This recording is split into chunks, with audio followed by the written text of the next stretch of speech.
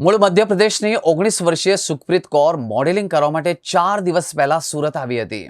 તે સુરતમાં બેનપણીને ત્યાં રોકાઈ હતી ત્યારે શુક્રવારે તેનો બેડરૂમમાં આત્મહત્યા કરેલો મૃતદેહ મળી આવ્યો હતો. તેના આપઘાતનું કારણ હજી અકબંધ છે. આ મામલે સારોલી પોલીસે સમગ્ર બનાવને લઈને વધુ તપાસ હાથ ધરી છે. પોલીસ તપાસમાં સામે આવ્યું છે કે મૂળ મધ્યપ્રદેશની મોડલ સુખપ્રીત કૌર સુરતના સારોલી વિસ્તારમાં પોતાની 3 બેનપણીઓ સાથે રૂમમાં રહેતી હતી.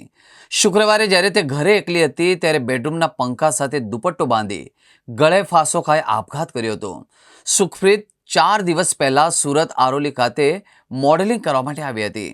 સુખપ્રીતનો પરિવાર વતન મધ્યપ્રદેશમાં છે અને તેની બહેનપણીના ઘરે આવતા તેને પંખા સાથે લટકેલી હાલતમાં જોઈ હતી, જેથી તેઓ પોલીસને જાણ કરી હતી. સુખપ્રીતે કેમ આપઘાત કર્યો તેની કારણ હજુ સુધી જાણી શકાયું નથી.